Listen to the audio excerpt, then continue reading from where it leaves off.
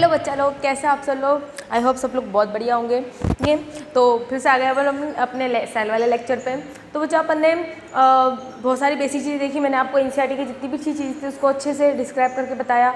मैंने आपसे एक ही चीज़ बोलती हूँ कि बस एक बार कुछ मत करो, तुम कुछ तो कर लो, तुम अपनी एनसीईआरटी पढ़ लेना और तो कुछ नहीं, है ना। अच्छा तो आज अपन पिछले लेक्चर में अपन ने सेल मेम्ब्रेन या प्लाज्मा मेम्ब्रेन पर कंप्लीट करा था, है ना। जहाँ जहाँ से क्वेश्चन आ सकते हैं वो सारी चीज़ें देखी अपन ने।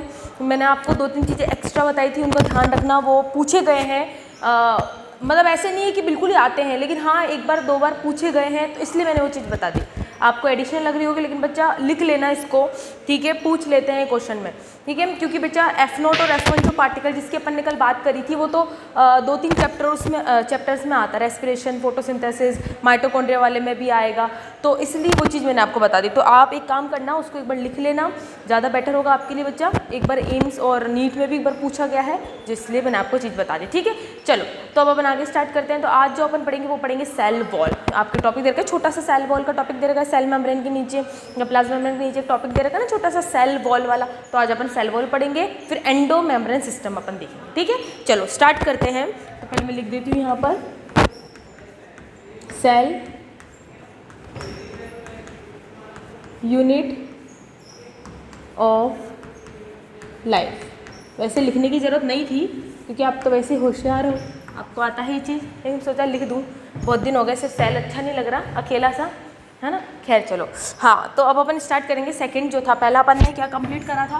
पहला अपन ने प्लाज्मा मेम्ब्रेन, प्लाज्मा मेम्ब्रेन अपन ने देखा, ये अपन अच्छे से देखा, पूरा पोस्टमार्टम करा इसका।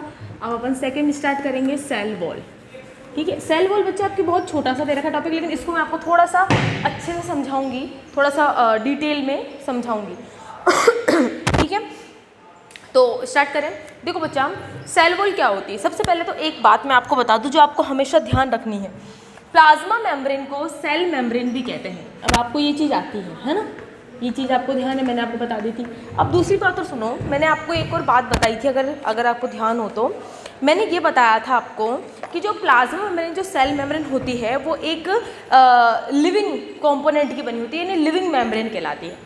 सेल वॉल को बच्चा बहुत ही अच्छी उपाधि तो दी गई है कि यह डेड कंपोनेंट होती है, यानी डेड मेम्ब्रेन कहलाती है। डेड कंपोनेंट से मिलके बनी होती है, इसलिए डेड मेम्ब्रेन कहलाती है। ये बात आपको ध्यान रखनी है, ठीक है। तो ये क्वेश्चन आता है, ठीक है। इन विच ऑफ द फॉलोइंग, कौन सी मेम्ब्रेन जो होती है, देखो मुझे इंग्लिश नहीं आती ना, मैं हिंदी में आ जाती हूँ बार बार। इनमें से कौन सी मेम्ब्रेन जो होती है अपनी डेड है? तो बच्चा अगर सेल वॉल आ जाए तो आंख बंद करके सेल वॉल पे आंसर लगा देना, आपका आंसर बिल्कुल सही जाएगा। अब बच्चा, अब क्वेश्चन आता है कि जो सेल वॉल होती है, क्या शुरुआत जब बनती है तभी डेड हो जाती है? नहीं, ऐसा कुछ भी नहीं है। शुरुआत में ये लिविंग होती है, देन बाद में धीरे धीरे करके डेड हो जाती है। खैर अपन इसको देखेंगे स्ट्रक्चर को। अब पहले अपन ये देखते हैं कि सेल वॉल आखिर पाई किस में जाती है, बुक में किसके बारे में दे रखा है और क्यों दे रखा है, और सेल वॉल जो होती है वो कौन कौन सी कंपोनेंट से मिलकर बनती है, ठीक है। तो चलो अपन देखते हैं। जैसे अगर मैं बात करूं सेल वॉल की, तो सेल वॉल जो होता है, अच्छा हाँ एक चीज़ और मैं बताऊं आपको बच्चा, आपके ना बुक में या प्लांट में एक है ना सेल मान लो, ये कंपोनेंट मान लो, जिसको अपन बोलते हैं एपोप्लास्ट। एपोप्लास्ट आप वो पाथवे भी बोल सकते हो, लेकिन एक स्ट्रक्चर होता है जो एक डेड सेल से मिलकर बनता है, ठीक है ना। ये ऐसा लिख रखा है बुक में, एडिशनल है थोड़ा सा। तो सेल वॉल जो है वो एपोप्लास्ट का ही कंपोजिशन है। ये एक्स्ट्रा है, याद रखो तो ठीक है, वरना कोई दिक्कत नहीं है, ठीक है। कभी आ जाए तो वैसे आया नहीं है, लेकिन फिर भी ध्यान रखना।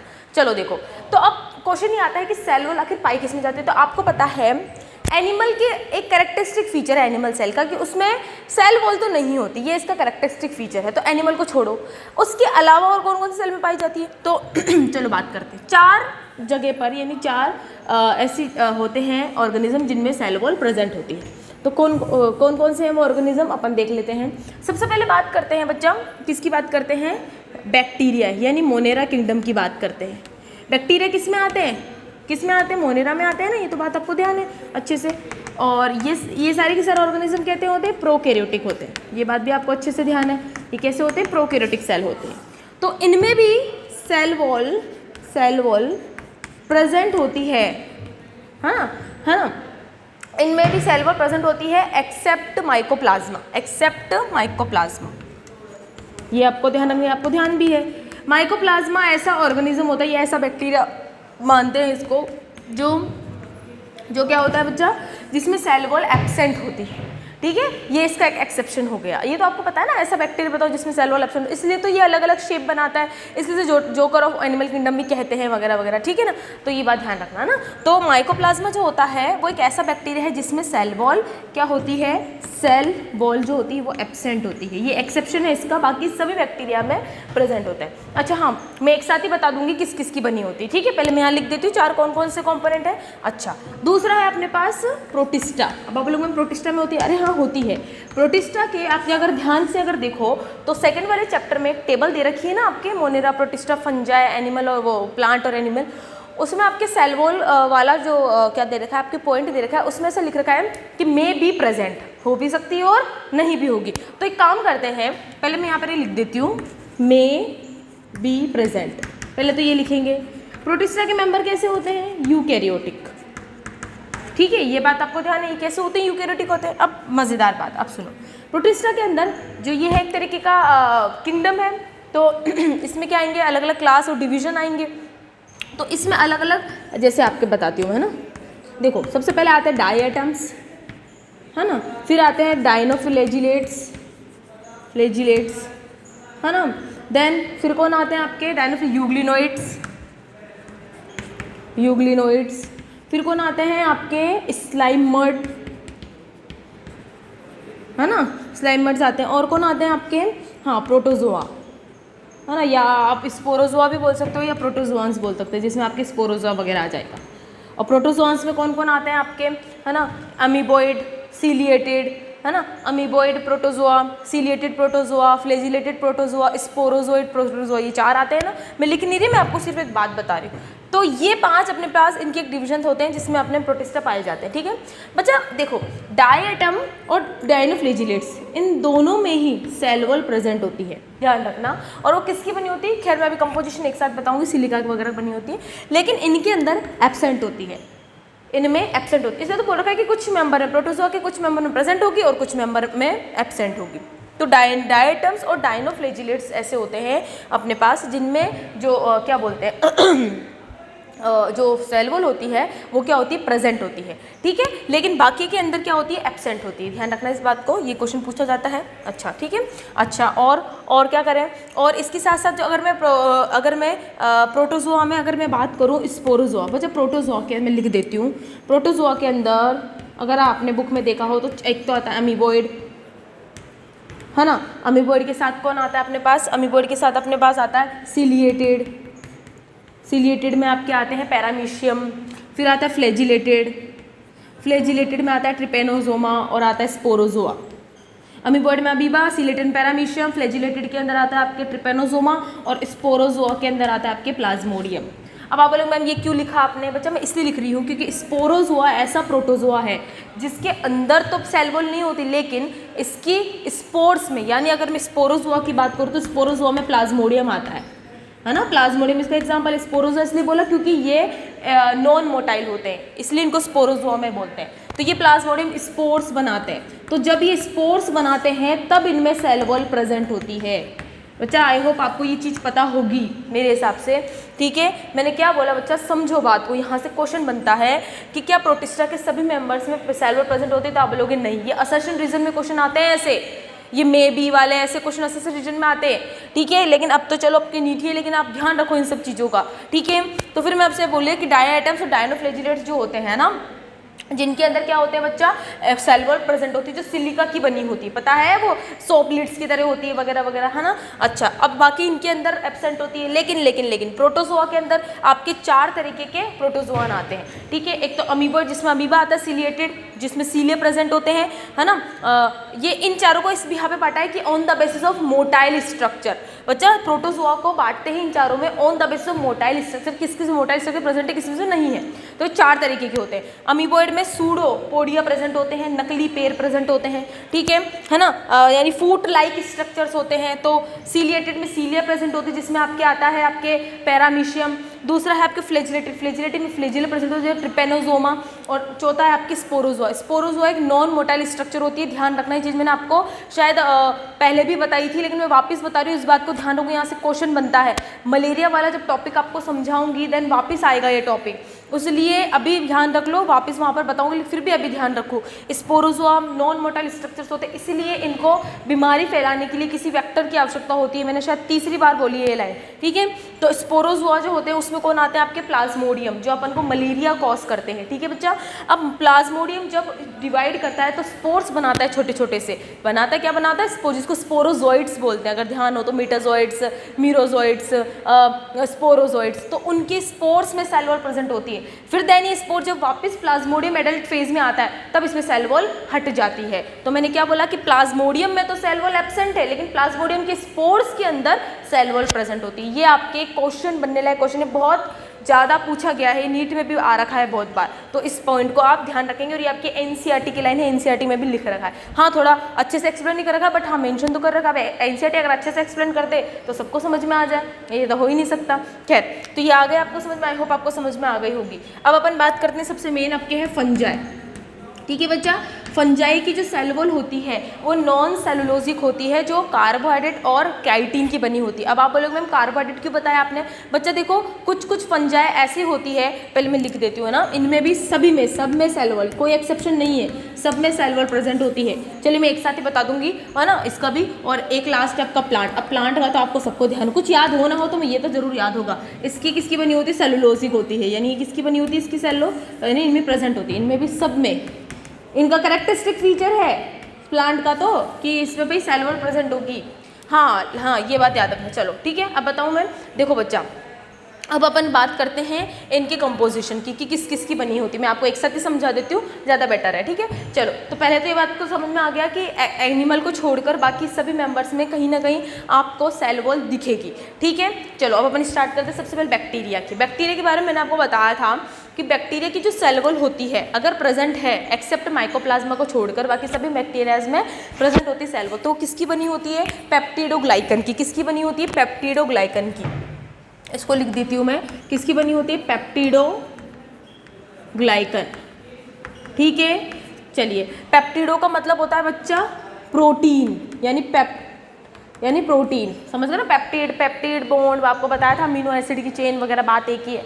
और ग्लाइकन का मतलब होता है आपके पास कार्बोहाइड्रेट, यानी ये कॉन्जुगेट कार्बोहाइड्रेट होगा। बताया था मैंने आपको, बात करी थी कि जब भी कभी अगर प्योर के साथ एक नॉन वो चीज़ जुड़ जाए जो उससे कोई नाता नहीं रखती हो तो वो कॉन्जुगेट में आता है, बात करी थी मैंने, आपको समझाया था। तो पेप्टिडोग्लाइकन एक कॉन्जुगेट कार्बोहाइड्रेट, यानी कार्बोहाइड्रेट की चेन के साथ प्रोटीन जुड़ेगा तो वो पेप्टिडोग्लाइकन कहलाएगा। और इसी को म्यूकोपॉलीसेकेराइड भी बोला जाता है बच्चा। ये आपकी एनसीईआरटी में दे रखा है थी, ठीक है, इसको पढ़ लेना, अच्छे से क्वेश्चन आता है। अब बच्चे किसका बना होता है तो मैं आपको बता दूं, इनमें नाइट्रोजन कंपाउंड, अगर आपको ध्यान हो तो जब मैं कार्बोहाइड्रेट के अंदर मैं जब पॉलीसेकेराइड पढ़ा रही थी तब मैंने आपको दो डिवीजन करे थे, एक तो होमोपॉलीमर या क्या बोलते हैं सेकेराइड, और एक थे आपके हेट्रोसेकेराइड, ऐसे कुछ बात करी थी अपन, homopolymer heteropolymer.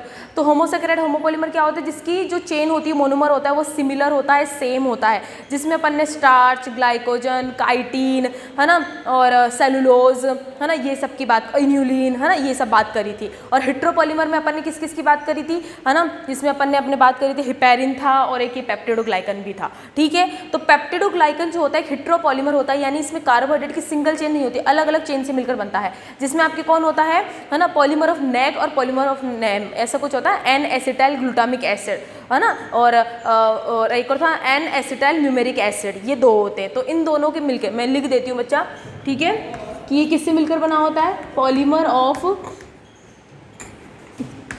NAG plus NaM, ठीक है, इसका बना होता है, N फॉर नाइट्रोजन। तो क्वेश्चन आता है कि पेप्टिडोग्लाइकन में कौन सा एलिमेंट पाया जाता है।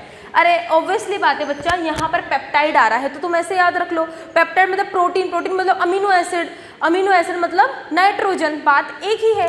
तो इसमें कॉमन फीचर, ये क्वेश्चन आपके आया हुआ है कि इसमें नाइट्रोजन पाया जाता है, N nitrogen acetyl glutamic acid और इसका म्यूमेरिक एसिड, ठीक है। ये आपके याद रखना, नेग और नेम। नेग वाला तो आपके बायोमोलिक्यूल में भी दे रखा है, जो मैंने आपको समझाया था।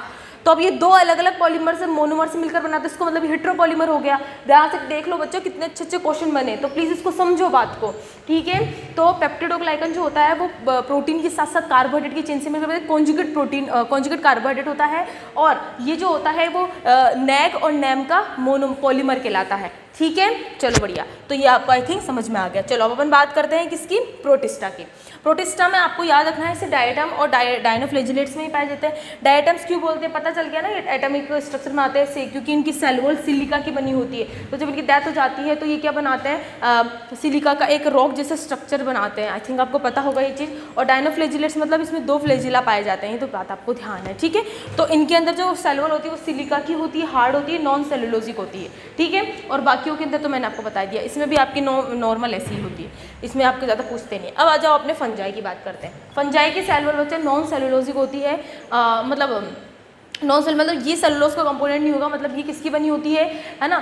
आपको काइटिन ही याद रखना है, बुक में आपके काइटिन ही दे रखा है। अब आप कुछ ध्यान नहीं रखना, लेकिन मैं आपको बोल रही हूँ कि कुछ फंजाई की सेल वॉल में कार्बोहाइड्रेट भी प्रेजेंट होता है, काइटिन के साथ कार्बोहाइड्रेट भी प्रेजेंट होता है, लेकिन आप काइटिन याद रखो, सीधा सिंपल, मैं ज़्यादा कंफ्यूज नहीं करूँगी, आप सिर्फ ध्यान रखो काइटिन।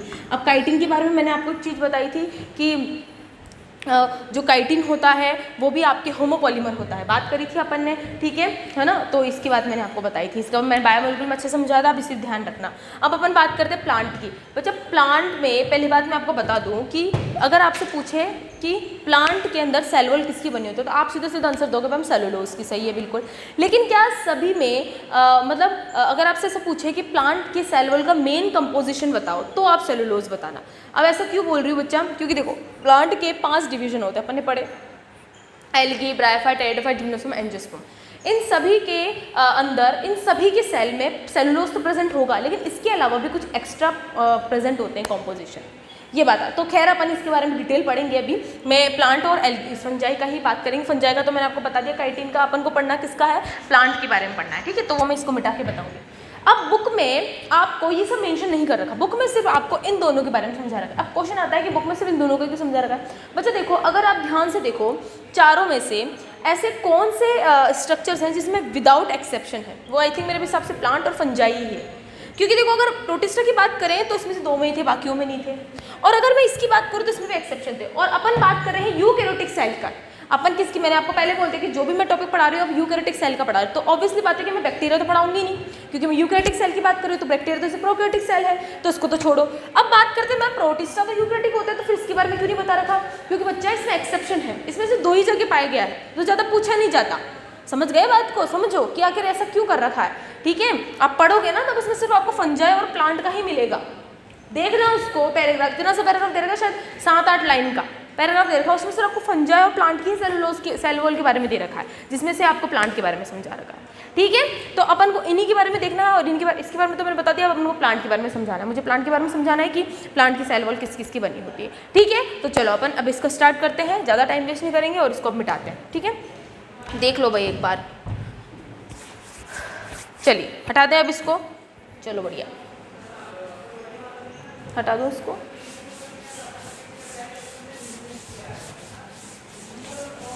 एनसीईआरटी में अगर कोई लाइन लिखी हुई है तो उसके पीछे का कोई रीज़न है, वो ऐसे नहीं होता। अपन तो कोसते हैं, जब अपन पहले भी पढ़ते हैं क्या दे रखा है, ये क्या दे रखा है, लेकिन जब धीरे धीरे समझने लगते हैं ना तो क्या दे रखा है, ऐसा रिएक्शन हो जाता है फिर। तो बातों को समझो बच्चा, और ठीक है।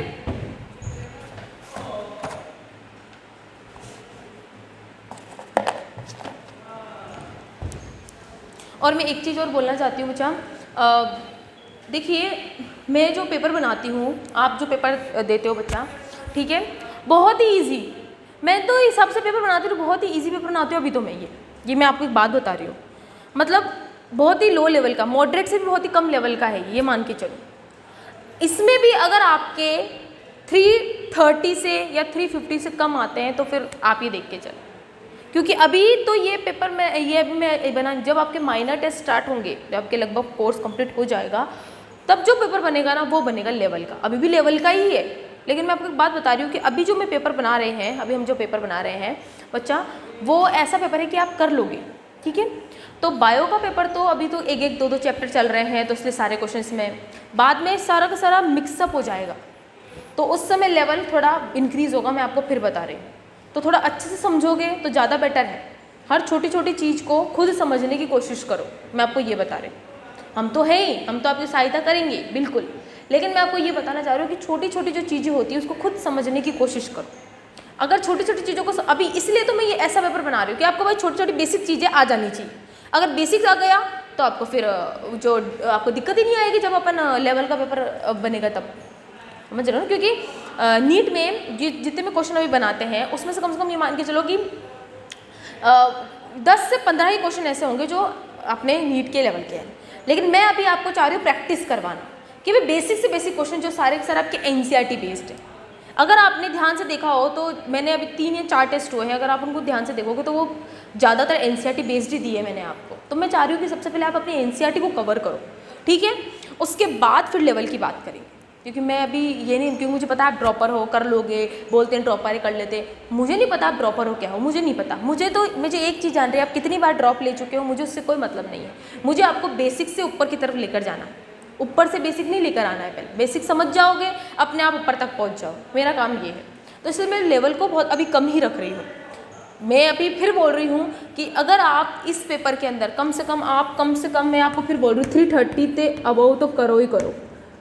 इस ऐसे पेपर में तो 330 से ऊपर तो आपके आने चाहिए। मैं तो 330 भी कम बोल दी है इस पेपर के लिए, देखा जाए तो 330 भी कम बोल दिए मैंने, ठीक है।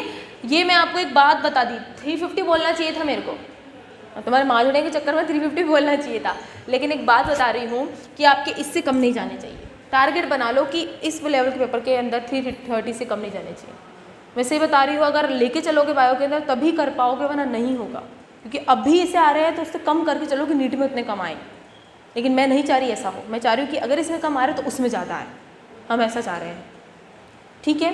तो समझिए बात को जो हो रहा है ना। और डाउट हो तो आप उससे पूछ ही लेते हो, उसमें कोई दिक्कत वाली बात नहीं है। और कोई अगर आंसर की मेरे को प्रॉब्लम है तो कोई दिक्कत वाली बात नहीं है। अगर आंसर गलत होते हैं, 1 बार गलत होते हैं, 2 बार गलत होते हैं, 3 बार गलत होने दो, कोई दिक्कत नहीं है, आप प्रैक्टिस ही कर रहे हो। लेकिन ये कंफर्म कर लो कि सभी पेपर में गलत नहीं हो। ये तुम गलत लेके चलो और हाँ ठीक है मैम हो रहा है, मैम ने बोला कर लो। अरे भाई मैंने बोला कि 1 बार हो रहा है, 2 बार हो तो 3 बार, लेकिन बार बार नहीं होना चाहिए। तो फिर तुमने अपनी गलतियों से सीखा क्या, समझ रहे हैं। तो गलती हो रही है, होने दो। तो मैं बता रही हूँ क्योंकि जब मैंने ड्रॉप लिया था, जब मैं तैयारी करी थी, तो मेरे कभी मार्क्स नहीं आते थे, 150 से कभी ऊपर जाते नहीं थे मेरे मार्क्स, कभी नहीं जाते थे। भले नीट में भी मेरे 200 आए होंगे तो आएंगे, वरना नहीं आए होंगे। मैं एक बात बता रही हूँ मैं आपको। लेकिन फिर बाद में क्योंकि मुझे स्ट्रेटेजी नहीं पता थी, मुझे कुछ पता नहीं था, बस मैं वही चीज़, मेरा फिर एक्सपीरियंस लगा, फिर अगले साल मैंने फिर ड्रॉप दिया।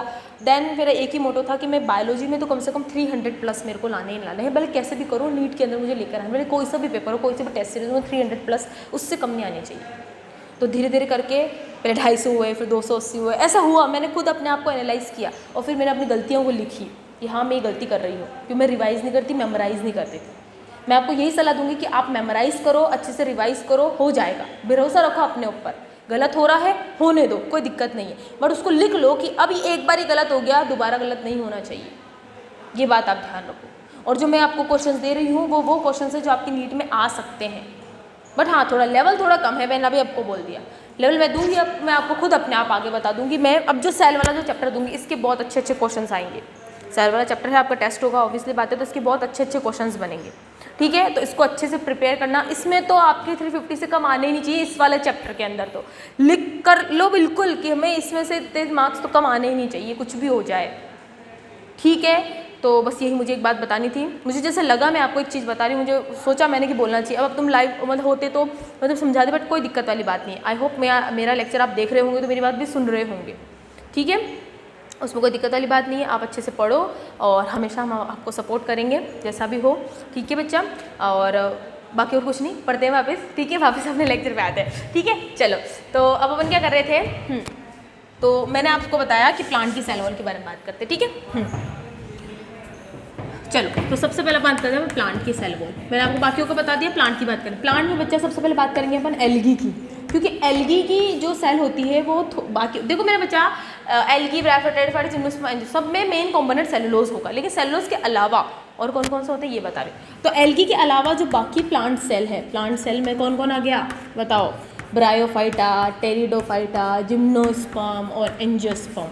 ये सारे आ गए। तो इनमें कौन कौन से कंपोजिशन होते हैं ये देख लेते हैं ना। तो अगर एल्गी की बात करें तो एल्गी में मेन कंपोजिशन होगा सेलुलोज।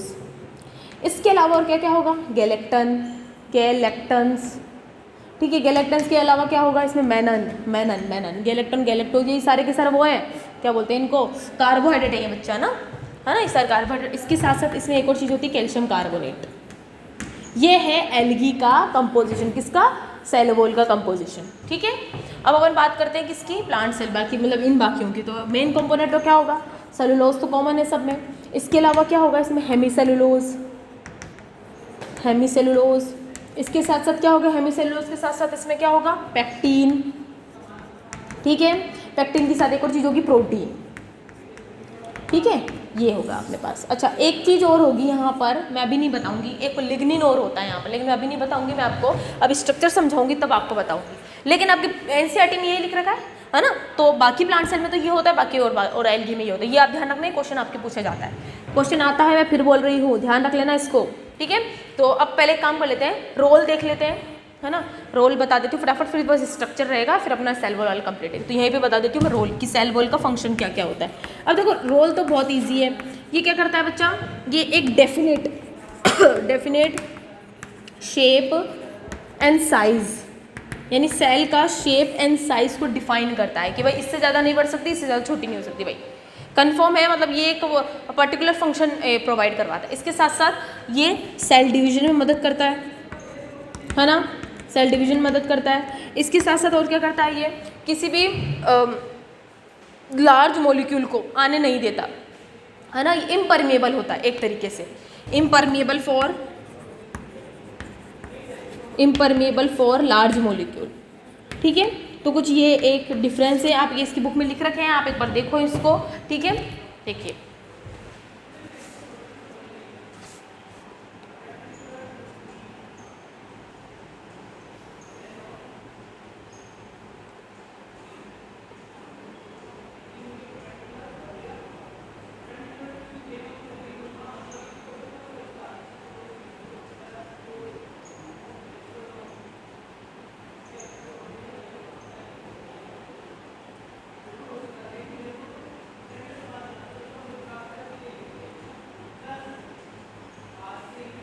ठीक है, समझ में आ गया आपको, क्लियर। चलो अब आगे चले, अब अपन बात करते हैं स्ट्रक्चर की। अब हो गया ये बस, ठीक है। अब अपन स्ट्रक्चर जो मेन पार्ट है उसकी बात करेंगे कि भाई सेल वॉल जो बनती है उसमें primary cell wall, secondary cell wall होता है ना। बच्चों बहुत दिमाग खराब होता है, मुझे भी नहीं आता था समझ में ये, ठीक है। पहले मेरे को कुछ नहीं आता था, सही बताऊँ तो, हालांकि मेरे को अभी इंग्लिश नहीं आती है, मैं आपको बोल चुकी हूँ, बट इट्स ओके, बढ़ा लेती हूँ मैं, ऐसी बात नहीं है, ठीक है। चलो देखते हैं, अब अपन बात करते हैं इसकी स्ट्रक्चर की। अब तो देखो सबसे पहले तो फटाफट देख लो, अपने पास ये मान लो ये सेल है, मानने में कुछ नहीं जाता तुम्हारा, ठीक है। ये मान लो सेल है, ठीक है। At the time of division के समय ये है अपने पास प्लाज्मा मेम्ब्रेन, पीएम का मतलब क्या है, प्लाज्मा मेम्ब्रेन, ठीक है, जो अंदर की तरफ है। डिवीजन के समय जो पहली सेल वॉल बनती है उसका नाम होता है प्राइमरी सेल वॉल। प्राइमरी को 1 डिग्री से लिखते हैं, मैं लिख देती हूँ बार बार, प्राइमरी सेल वॉल। अब ये कब बनेगी, ये क्वेश्चन आता है at the time of division, समझ गए, यानी डिवीजन के समय जो सेल बनती है, जो सेल वॉल बनती है वो प्राइमरी सेल वॉल बनती है, ठीक है। अच्छा इसके साथ अब सुनो, ये जो सेल वॉल होती है ये किसकी बनी होती है, तो अब सुनो, पहले मैं इसका कंपोजिशन देख लेते हैं, इसका कंपोजिशन देखते हैं अपन ये कैसा होगा बच्चा। ये जो होती है वो किसकी बनी होती है, ऐसे बनी होती है। इसके अंदर जब आप देखोगे तो ये अभी है क्या, मैम ये क्या बना रहे हो आप, तो सुनो मैं बता रही हूँ। ये बनी होती है सेलुलोजिक मायोफाइब्रिल, मायोफाइब्रिल होता है, हाँ क्या बता रही हूँ मैं, मायोफाइब्रिल, ठीक है। अब ये क्या है मैम, अब सुनो ध्यान से बच्चा। देखो मैंने बोला कि सेल वॉल सेलुलोज की बनी होती है, देखो ये रहा सेलुलोज की बनी है। अब ये सेलुलोज जो होते हैं वो फाइबर्स के रूप में ऐसे कनेक्शन, देखो ऐसे होते हैं, ऐसे कनेक्शन के रूप में होते हैं, ऐसे, जिसमें छोटे छोटे से आपको पिट्स और पोर्स दिखेंगे, ये दिख रहे हैं आपको पोर्स, ये देखो छोटे छोटे से पोर्स, ठीक है। इन पोर्स के बीच में, तो ये तो हो गए सेलुलोसिक मायोफाइब्रिल वहीं पढ़ा है शायद अपन ने, अगर ध्यान हो तो, कहाँ पढ़ा है अपन मायोफाइब्रिल प्लांट में, स्टोमेटा में, ध्यान है, स्टोमेटा की सेल होती है, ठीक है। स्टोमेटा को क्लोज और बंद कराने के लिए खींचने वाला एक सब्सटेंस होता है जिसको क्लोज और बंद करवाता है, तो अपन ने वहाँ पर भी पढ़ा है। खेल आगे देखो, अब इसके बीच बीच में क्या होते हैं, ये गैप होते हैं जिसको अपन यहाँ पर क्या भरा रहता है, मैट्रिक्स, इसको अपन बोलते हैं मैट्रिक्स, ठीक है। और इस मैट्रिक्स में भरा रहता है अपने पास, क्या भरा रहता है, हेमीसेलुलोज, ठीक है, सेलुलोज सॉरी पैक्टीन, ठीक है, और प्रोटीन, ये भरा रहता है। अगर एल्गी की है तो गैलेक्टोन और मैनन होगा, और अगर बाकियों की प्लांट है जो अपन मेजॉरिटी की बात कर रहे हैं तो हेमिसेलुलोज, पैक्टीन और प्रोटीन भरा रहेगा इनके बीच में, ठीक है। इसके कारण क्या होता है, ये बच्चा ये इम्परमेबल होती है, किसके लिए, लार्ज, छोटे मॉलिक्यूल्स को तो जाने देगी भाई, ध्यान रखना, प्राइमरी सेल वॉल जो परमिएबल होती है, परमिएबल होती है किसके लिए, स्मॉल मॉलिक्यूल्स के लिए, स्मॉल मॉलिक्यूल्स के लिए और वाटर मॉलिक्यूल के लिए, ये ध्यान रखना। बट लार्ज मॉलिक्यूल के लिए कैसे होती है, इम्परमेबल। देख लो कोई लार्ज मॉलिक्यूल जा नहीं सकता, नेटवर्क बना दिया तो ये इम्परमेबल हो जाती है, इम्परमेबल होती है फॉर लार्ज मॉलिक्यूल, ये बात आपको ध्यान रखना है। क्वेश्चन आता है, पूछ लेते हैं। परमेबल होती है और ये भी कैसी है, लिविंग है एक तरीके की, ये डेड नहीं है, कैसी है, लिविंग है। तो प्राइमरी सेल वॉल कैसी होती है, एक तरीके की लिविंग होती है। तो मैंने आपको ये चीज़ बताई थी कि जब बनती है ये, जब सेल है ना, जब ये सेल बनती है तो क्या होता है, ये लिविंग होती है। अभी तक ये पूरी बनी नहीं है सेल वॉल, सुनते जाओ।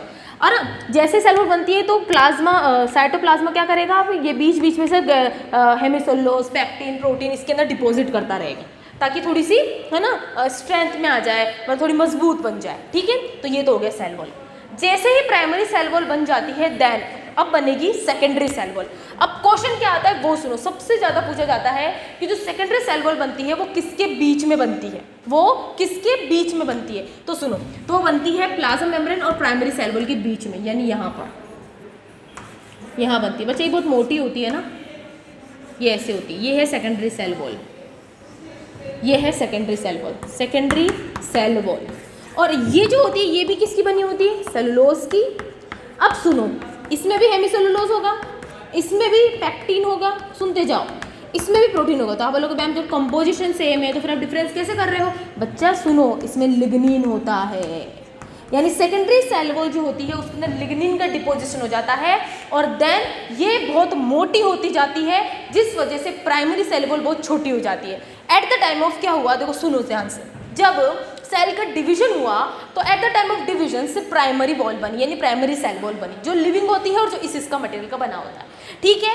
अब क्या होता है, बस अब इतना ही हो गया, ये एक डेफिनेट शेप दी, ये एक फैलने की। अच्छा एक बात ध्यान रखना, इसके कारण ये फ्लेक्सिबल होती है प्राइमरी सेल वॉल, यानी जब सेल की ग्रोथ होती है तो एक्चुअली में ग्रोथ प्राइमरी सेल करवाती है, प्राइमरी सेल वॉल करवाती है, ना कि सेकेंडरी सेल वॉल करवाती है, क्योंकि फ्लेक्सिबिलिटी तो यही है, ठीक है। अब इसका काम हो गया भाई, अभी फैल गई, मतलब ये अपने मैक्सिमम शेप में आ गए। अब ये सेकेंडरी सेल वॉल बनाएगा, क्योंकि बच्चा अगर at the time of division अगर सेकेंडरी सेल वॉल भी बन गई तो सेल की ग्रोथ ही नहीं होगी, क्योंकि सेल की ग्रोथ अगर होनी है तो प्ले मेम्ब्रेन को फ्लेक्सिबल होना पड़ेगा, लिविंग होना पड़ेगा, और इसीलिए प्राइमरी वॉल जो होती है सबसे पहले बनती है और कुछ समय के लिए रहती है, देन बाद में कुछ समय बाद सेकेंडरी वॉल बनती है। ऐसा इसलिए होता है क्योंकि प्राइमरी जो सेल वॉल होती है वो पहले इसको प्रॉपर शेप दे देती है, ताकि भाई हाँ ठीक है अभी मैक्सिमम फुल गया है, मैक्सिमम ग्रोथ हो चुकी है, अब भाई तो सेकेंडरी सेल वॉल बना ले, देन उसके बाद सेकेंडरी वॉल बनती है। सेकेंडरी वॉल बनने का एक कारण होता है कि अब जो वॉल बनी है उसको पक्का सीमेंट कर देना। भैया आपने चूना लगा दिया है ना, चूना मतलब ऐसा वाला नहीं, सीमेंट पे आप चूना लगा दिया, लेकिन अभी पूरी तरह से बनी नहीं है। क्यों? क्योंकि आप उस पर कलर नहीं करोगे अच्छे से तो वो अच्छी नहीं लगेगी ना। तो मतलब कुल मिलाकर मैं एग्जांपल बता रही हूँ मैं, तो मतलब इस सेल को और ज़्यादा स्ट्रेंथ देने के लिए, मजबूत बनाने के लिए अब सेकेंडरी वॉल बनेगी, और सेकेंडरी वॉल जो होगी इतनी मोटी होती जाएगी कि प्राइमरी वॉल डिक्रीज हो जाएगी थिकनेस में, और एंड में जाने के बाद ये हट भी जाती है और फिर सेकेंडरी वॉल ले जाती है। यानी सेकेंडरी वॉल धीरे धीरे बहुत ज़्यादा लिग्निन का डिपोजिशन हो जाएगा, सेलुलोज का डिपोजिशन हो जाएगा, हेमिसेलुलोज का डिपोजिशन हो जाएगा, बहुत सारी चीज़ों का डिपोजिशन हो जाएगा, जिस वजह से पूरी तरह से फिल हो जाएगी, ऐसे पूरी तरह से फिल हो जाएगी। तो आपको सिर्फ एक ही वॉल दिखेगी और वो होगी आपके पास सेकेंडरी सेल वॉल, ठीक है। एंड द टाइम ऑफ जब पूरी तरह से ग्रोथ हो जाएगी, क्योंकि उसके अंदर फिर लिग्निन, अब ये ग्रोथ अब ये बढ़ नहीं सकती भाई।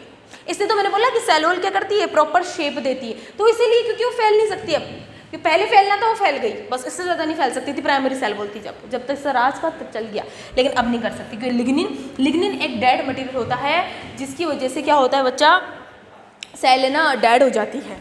अब मतलब जो भी अगर सेल के अंदर या कोई भी कंपोनेंट में लिग्निन होता है, लिग्निन और सुबेरिन, जिसकी से डेड हो जाती है। और अगर हार्ड करना है तो इस पर लिग्निन सुबेरिन भी आ जाता है। सुबेरिन भी एक ऐसा मटेरियल जो डेड करने के लिए रिस्पॉन्सिबल होता है।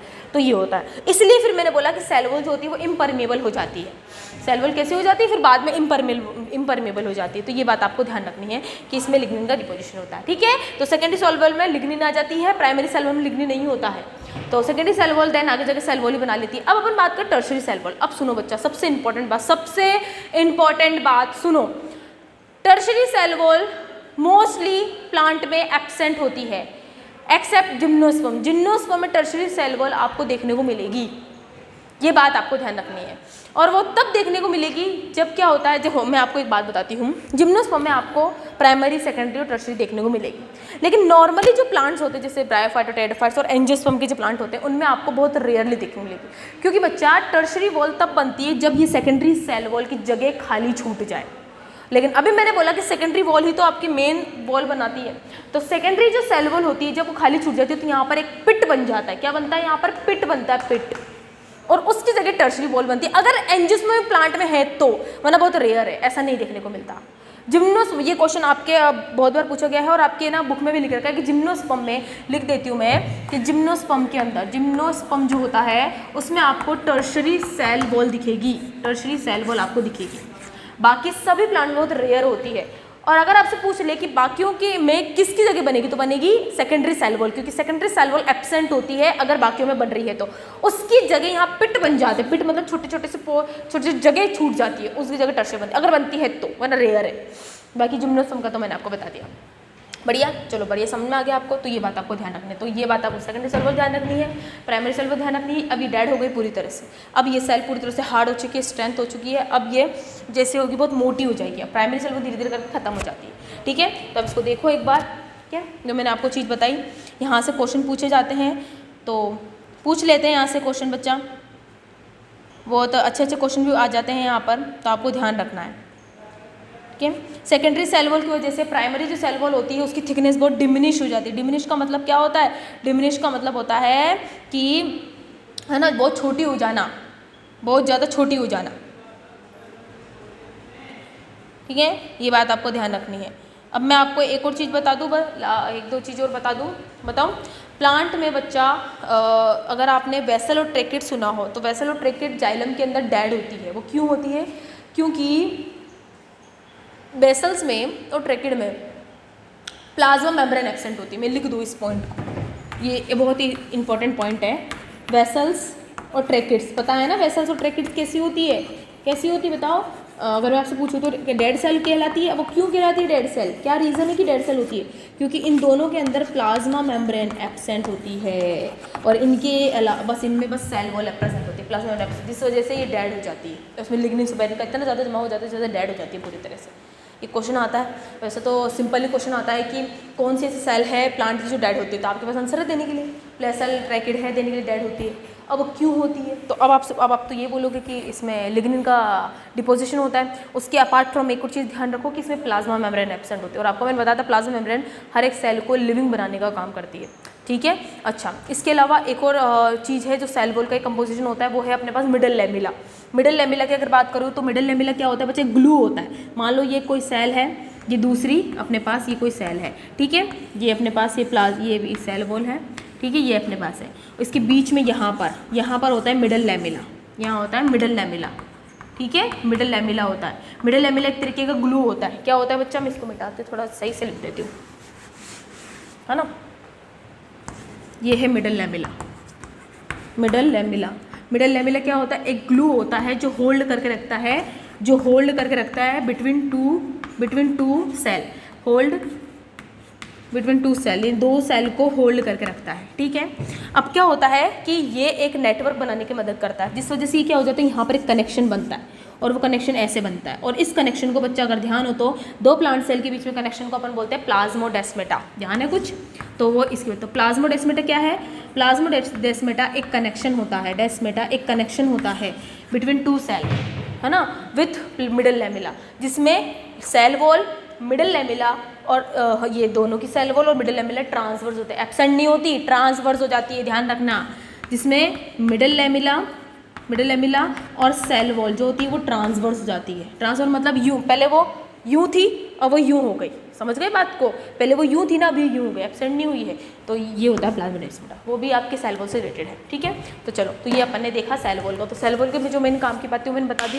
ध्यान रखना, primary cell wall, secondary cell wall. Primary cell wall living होती है, उसमें लिग्निन नहीं होता है, वो एट द टर्म डिवीजन के तरीके क्वेश्चन आता है। और सेकेंडरी सेल वॉल किसके बीच में बनती है? प्लाज्मा मेम्ब्रेन और प्राइमरी सेल वॉल के बीच में बनती है सेकेंडरी सेल वॉल। ये आपके क्वेश्चन पूछा गया है नीट के अंदर, ठीक है, ये पूछ, ठीक है। तो अपन इसके आगे अपन ने सेल वॉल वाला टॉपिक पढ़ा। सेल वॉल के बाद अपन पढ़ेंगे अपन पढ़ेंगे एंडो मेम्ब्रेन सिस्टम, ठीक है।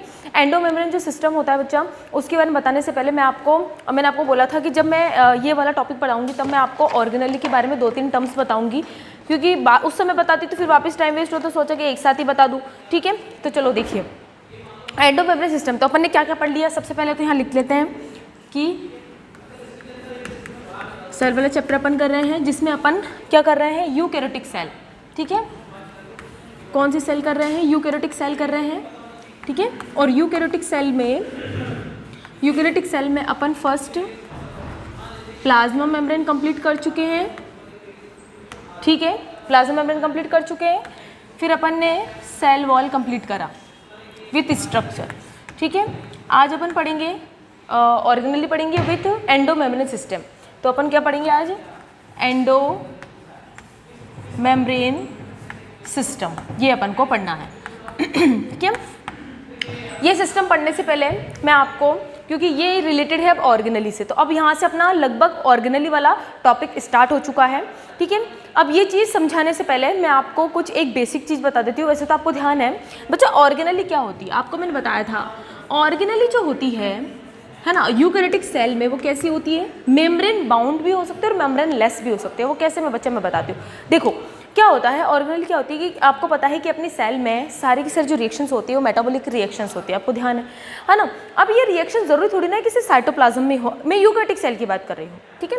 यूकैरियोटिक सेल के अलावा ये जो रिएक्शंस होती है इनको करने के लिए अलग अलग जगह एक साइट प्रोवाइडेड होती है जो अलग अलग फंक्शन परफॉर्म करती है और एक कोरिलेट होकर काम करके, है ना, एक एंड रिजल्ट देती है किसको, सेल को, कि जैसे एटीपी का निर्माण करना, एनर्जी प्रोडक्शन करना, है ना, और जैसे फूड को मॉडिफाइड करना, लाइजोसोम बनाना, मतलब बहुत सारे ऐसे ऐसे फंक्शन है जो अपन ऑर्गेनली के अंदर अच्छे से पढ़ेंगे।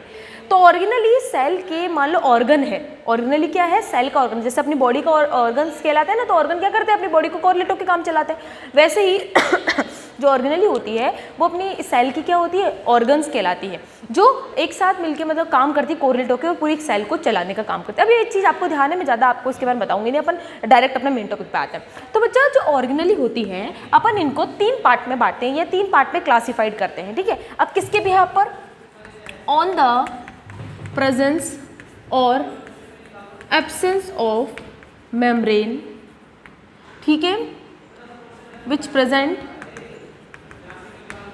इन ऑर्गेनली, कि ऑर्गेनली में मेम्ब्रेन है या नहीं है, उसके बिहाफ पर अपन इसको 3 पार्ट में क्लासिफाइड करते हैं, ठीक है।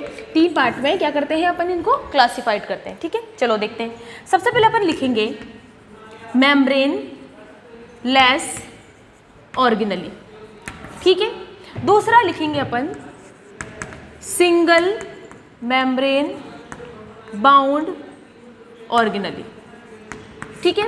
और जो तीसरा लिखेंगे वो है double membrane bound organelle, double membrane bound organelle, ठीक है। तो यूकैरियोटिक सेल में 3 ऑर्गेनली होती है और वो ऑर्गेनली को अपन मेम्ब्रेन के प्रेजेंस और एब्सेंस के हिसाब से 3 पार्ट में क्लासिफाइड करते हैं। बहुत इजी वे में हो जाएगा, आपको भी सही रहेगा, ठीक है। सबसे पहले बात करते हैं membrane less organelle. Membrane less organelle कौन कौन सी ऐसी ऑर्गेनली जिसमें कोई मेम्ब्रेन नहीं पाई जाती। अब बच्चा याद करो, मैंने आपको एक बात बताई थी, अगर ध्यान हो तो, कि यूकैरियोटिक सेल में अलग अलग कंपार्टमेंट बटे हुए होते हैं साइटोप्लाज्म में, और वो कंपार्टमेंट आपके शायद मेरे हिसाब से अपन बात करते ऑर्गेनली थी। और फिर मैंने आपको बोला था कि ऑर्गेनली जो होती है यूकैरियोटिक सेल में मेम्ब्रेन बाउंड होती है, जो बायलिपिड लेयर की बनी होती है, बात करी थी अपन ने, और मैंने चीज़ आपको बताई थी। अब ये ऐसी ऑर्गेनली है जिसमें लिपिड की कोई लेयर नहीं है, यानी कोई प्लाज्मा मेम्ब्रेन, इसके चारों तरफ कोई भी मेम्ब्रेन या लिपिड की कोई भी लेयर प्रेजेंस नहीं है। अब इनमें कौन कौन आता है, सबसे पहले आता है बच्चा राइबोसोम। राइबोसोम सबसे ज़्यादा पूछा जाता है, बहुत बार आप पेपर उठा के देखना, इतने सारे पेपर उठा के देखोगे आपको ये क्वेश्चन हर दूसरे पेपर में मिल ही जाएगा, ठीक है। राइबोसोम ऐसी ऑर्गेनेली है जो प्रोकैरियोटिक के साथ साथ यूकैरियोटिक सेल में भी पाई जाती है, ये बात आपको ध्यान रखना। खैर इसके बारे में मैं आगे बताऊंगी आपको, लेकिन फिर भी ध्यान रखें कि प्रोकैरियोटिक के साथ साथ इन प्रोकैरियोटिक सेल के साथ साथ यूकैरियोटिक सेल में भी पाई जाती है। क्वेश्चन आता है ऐसी ऑर्गेनेली ऐसी मेम्ब्रेन लेस ऑर्गेनेली बताइए जो दोनों सेल, दोनों कौन सी, prokaryotic as well as eukaryotic में पाई जाती है। तो आंसर है राइबोसोम। इसके बारे में चर्चा करेंगे, बहुत डिटेल पढ़ेंगे इसके बारे में। दूसरा है अपने पास सेंट्रियोल, सेंट्रियोल्स। सेंट्रियोल होता है वो आपके पाया जाता है यूकैरियोटिक सेल में, बट यूकैरियोटिक में only present in animal cell, only present in animal cell. ये प्लांट सेल में एब्सेंट होता है, ठीक है, प्रेजेंट होगा सिर्फ यूकैरियोटिक में, लेकिन ये किस में होता है, सिर्फ एनिमल सेल में होता है। उसके साथ साथ एक और मेम्ब्रेन लेस है, उसका नाम है न्यूक्लियोलस। न्यूक्लियोलस जो होता है वो दोनों में प्रेजेंट, यूकैरियोटिक सेल में प्रेजेंट होता है और यह न्यूक्लियस के अंदर प्रेजेंट होता है। एक डार्क कलर की बॉडी होती है, क्रोमोसोम क्रोमेटिन नेटवर्क के साथ अटैच होती है, इसके बारे में चर्चा करेंगे अपन, ठीक है, आपकी बुक में भी दे रखा है। तो न्यूक्लियोलस जो होता है वो न्यूक्लियस के अंदर प्रेजेंट होता है, ठीक है। चलिए अब अपन बात करते हैं सिंगल मेम्ब्रेन। सिंगल मेम्ब्रेन में बहुत सारी होती है, जैसे ईआर मतलब एंडोप्लाज्मिक रेटिकुलम, ठीक है। दूसरा Golgi bodies, Golgi apparatus, Golgi bodies. इसके साथ साथ कौन सी होती है, लाइजोसोम, ठीक है। लाइजोसोम के साथ कौन सी होती है, वैक्यूल, ठीक है। वैक्यूल के साथ और कौन सी हो सकती है, पैरोक्सिसोम, ठीक है। पैरोक्सिसोम के साथ स्फेरोसोम, ठीक है। तो ये पाई जाती है, ठीक है। तो इनके बारे में अपन, इनके बारे में जब पढ़ेंगे तब इनके बारे में अपन डिटेल बात करेंगे, ठीक है। तो वैक्यूल ये सब यूकैरियोटिक सेल के अंदर पाई जाती है जो सिंगल मेम्ब्रेन होती है, ठीक है। दूसरे अपने डबल मेम्ब्रेन में सबसे पहले आता है बच्चा nucleus. Nucleus is also a organelle, nucleus is also organelle, एक ऑर्गेनेली होती है न्यूक्लियस। हाँ भले उसका काम बहुत ज़्यादा होता है, उसको ब्रेन ऑफ द सेल कहते हैं, लेकिन है तो ऑर्गेनेली। अगर अपने अगर ह्यूमन बॉडी की ब्रेन की बात करें तो ब्रेन भी तो एक ऑर्गन ही है देखा जाए तो। हाँ भले ही वो अपनी बॉडी में सबसे इंपॉर्टेंट पार्ट है, लेकिन फिर भी है तो ऑर्गन ही ना। वैसे ही ये भी अपनी बॉडी की एक ऑर्गेनेली, सेल की ऑर्गेनेली ही कहलाती है। डबल मेम्ब्रेन होती है, उसके साथ है माइटोकॉन्ड्रिया, ठीक है, और एक है प्लास्टिड। प्लास्टिड में आपका आएगा क्लोरोप्लास्ट, ठीक है। तो ये आपके पाई जाता है। तो ये कुछ इस तरीके का अपन ने बांटा और इनको अपन ने पढ़ना। इसके साथ साथ मैं आपको एक एक्स्ट्रा चीज़ और बता दूं, है ना। तो ये तो अपने था नॉर्मल, ठीक है। अब आपकी बुक में एक टॉपिक और दे रखा है सीलिया और फ्लैजिला का, एक टॉपिक और दे रखा है सीलिया और फ्लैजिला का। सीलिया और फ्लैजिला भी सिंगल मेम्ब्रेन बाउंड में आती है, ध्यान रखना, ठीक है। तो सीलिया और फ्लैजिला ये भी किस में आता है, सिंगल मेम्ब्रेन। यूकैरियोटिक की बात कर रही हूँ मैं, यूकैरियोटिक में पाए जाने वाले सीलिया फ्लैजिला की बात कर रहे हैं, ना कि प्रोकैरियोटिक। प्रोकैरियोटिक के बारे में थोड़ा बहुत इसी के अंदर अपन डिस्कस कर लेंगे, बट मेन जो अपन को पढ़ना है वो यूकैरियोटिक पढ़ना है, जो अपन को ध्यान रखना है, ठीक है। तो कुछ इस तरीके का अपना ही क्लासिफिकेशन। तो मुझे ये आपको बताना था कि ऑर्गेनेली जो होती है यूकैरियोटिक सेल में, उनमें मेम्ब्रेन के प्रेजेंस और एब्सेंस के हिसाब से वो 3 तरह के क्लासिफाइड हो रखे, मेम्ब्रेन लेस, सिंगल मेम्ब्रेन और डबल मेम्ब्रेन, ठीक है। और आपको मैंने इनका कंपोजिशन बता दिया था, सेम वही कंपोजिशन है जो लिपिड का जो अपन ने प्लाज्मा मेम्ब्रेन का पढ़ा था, ठीक है। चलो बढ़िया, तो ये अपना कंप्लीट हो चुका है। तो अब अपन क्या पढ़ेंगे, अब अपन पढ़ेंगे, स्टार्ट करेंगे एंडो मेम्ब्रेन सिस्टम। अब ये क्या होता है, चल यही बता देती हूँ, थोड़ा सा ही है, यही बता देती हूँ मैं। देखो बच्चा, एंडो मेम्ब्रेन क्या होता है। एंडो मेम्ब्रेन बताने से पहले मैं आपको एक और चीज़ बताती हूँ। पहले यहाँ पर मैं एक डायग्राम बनाती हूँ। देखो बच्चा, मान लीजिए ये आपकी एक सेल है, अब यूकैरियोटिक सेल की बात कर रहे हैं, ठीक है, समझ जाना, और ये न्यूक्लियस है, ठीक है। एंडो मेम्ब्रेन के अलावा एक और होती है मेम्ब्रेन, उसको बोलते हैं अपन एक्सो मेम्ब्रेन। क्या बोलते हैं, एक्सो मेम्ब्रेन बोलते हैं। अब एंडो मेम्ब्रेन और एक्सो मेम्ब्रेन में क्या डिफरेंस है बच्चा। एक्सो मेम्ब्रेन कौन सी होती है, ये प्लाज्मा मेम्ब्रेन जो होती है वो अपनी एक्सो मेम्ब्रेन कहलाती है। तो अगर आपसे क्वेश्चन पूछे कि यूकैरियोटिक सेल की, है ना, यूकैरियोटिक सेल की एक्सो मेम्ब्रेन का नाम बताइए, तो क्या आंसर दोगे, प्लाज्मा मेम्ब्रेन या सेल मेम्ब्रेन, जो भी आपको सही लगे, ठीक है। दोनों में से कुछ भी आएगा, आप ध्यान रखना, ठीक है। अब ये क्या होता है कि अब यहाँ पर एक शब्द लगा दिया जिसका नाम है सिस्टम। अब what is the meaning of system. वैसे सिस्टम का मतलब होता है जब भी कभी सिस्टम शब्द लग जाए, ठीक है, तो इसका मतलब जैसे आपको मैं सिंपल से एग्जांपल देखिए बोलती हूँ। जैसे अपनी बॉडी में 9 तरीके के सिस्टम होते हैं, तो इसमें से आप पहला अपन डाइजेस्ट सिस्टम पढ़ते हैं। तो डाइजेस्टिव के आगे सिस्टम क्यों लगाते हैं, क्योंकि बच्चा डाइजेशन करने में सिर्फ आपके स्टमक ने रोल नहीं निभाया है, स्टमक के अलावा बहुत से यानी 5 से 6 ऑर्गन ऐसे हैं जो एक साथ मिलकर डाइजेशन में ही मदद कर रहे हैं। अलग अलग तरीके से करेंगे, लेकिन मदद तो क्या कर रहे हैं, डाइजेशन में मदद करेंगे ना। तो वहाँ पर सिस्टम, तो सिस्टम का मतलब होता है जब एक या 2 से ज़्यादा स्ट्रक्चर्स एक साथ मिलके एक पर्टिकुलर फंक्शन को करने में कोरिलेट होकर काम करते हैं, तो उनको उसके आगे अपन सिस्टम लगा देते हैं। तो यहाँ पर भी, यहाँ पर अब एंडो मेम्ब्रेन होता तो मैं समझ जाती, हाँ ठीक है कि भाई इस सेल के आगे ध्यान से सुनना है ना, ये तो हो गया एक्सो मेम्ब्रेन। अब इस साइटोप्लाज्म में ऐसी ऑर्गेनेली जिनमें मेम्ब्रेन है, तो यूकैरियोटिक सेल में तो अपन को पता है कि ऑर्गेनेली मेम्ब्रेन होती है। अब यहाँ पर एंडो मेम्ब्रेन, तो एंडो का तो मतलब हो गया इंटरनल यानी अंदर, और मेम्ब्रेन मतलब मेम्ब्रेन बाउंड ऑर्गेनेली की बात हो रही है। तो एक मतलब तो यहाँ पता चल गया कि इन तीनों में से हम endo membrane membrane less organelle तो बिल्कुल बना ही नहीं सकते, क्योंकि उसमें तो मेम्ब्रेन ही नहीं है। समझ गए? तो बात किसकी करेंगे, या तो सिंगल मेम्ब्रेन की बात करेंगे या तो अपन डबल मेम्ब्रेन की बात करेंगे। चलो ठीक है, तो यहाँ तक भी सही होता, लेकिन इसके आगे अब सिस्टम लगा दिया। तो अभी मैंने सिस्टम का मतलब क्या लगाया कि ऐसी ऑर्गेनेली जिनमें मेम्ब्रेन भी हो और वो ऑर्गेनेली एक साथ मिलकर एक पर्टिकुलर फंक्शन करती हो। तो अब ये दिक्कत हो गई, क्योंकि यहाँ पर सभी ऑर्गेनेली अपने अपने काम करती है, लेकिन ऐसी ऑर्गेनेली का नाम बताओ जो मेम्ब्रेन बाउंड हो, उसके साथ साथ एक साथ मिलकर काम करती हो। तो 4 ऑर्गेनेली ऐसी होती है बच्चा जो मेम्ब्रेन बाउंड होती है, जो एक साथ मिलकर काम करती है, और वही 4 ऑर्गेनेली अपनी सेल का एंडो मेम्ब्रेन सिस्टम बनाती है। ये बात आपको ध्यान रखना। और वो 4 ऑर्गेनेली कौन सी है, तो मैं नाम लिख देती हूँ। फर्स्ट आपको सीक्वेंस में ध्यान रखना है, फर्स्ट है ER, E for endoplasmic, R for reticulum. ER के बाद कौन आता है, वेसिकल। वेसिकल बच्चा मैं वेसिकल लिखना भूल गई, क्योंकि ER के साथ ही आता है वेसिकल, ध्यान रखना। तो यहाँ पर अपन इसको पढ़ेंगे नहीं, इसको ER के अंदर ही पढ़ेंगे वेसिकल को। थर्ड इसके बाद आता है अपने पास गोल्जी बॉडी यानी GB, ठीक है। और फोर्थ नंबर पे आता है लाइजोसोम।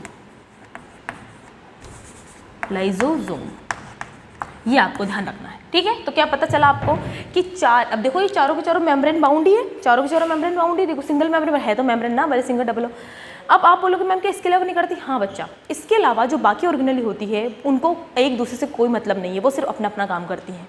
ये 4 ऐसी है कि एक दूसरे के बगैर नहीं रह सकते, मतलब यानी इसके प्रोडक्ट पे ये डिपेंडेंट है, इसके प्रोडक्ट पे ये डिपेंडेंट है, और इसके प्रोडक्ट पे ये डिपेंडेंट है। कुल मिला के ये है बात। तो ये चारों ऑर्गेनेली ऐसी है जो अपनी सेल का एंडो मेम्ब्रेन सिस्टम बनाती है।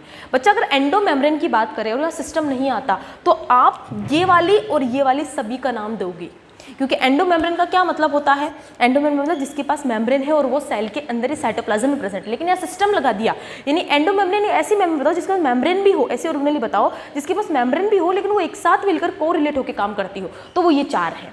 बाकी की माइटोकॉन्ड्रिया, क्लोरोप्लास्ट, पेरोक्सिसोम, स्फेरोसोम, वैक्यूल, इनको कोई मतलब नहीं है एक दूसरे से काम, इनके एक दूसरे के प्रोडक्ट पर डिपेंडेंट नहीं है।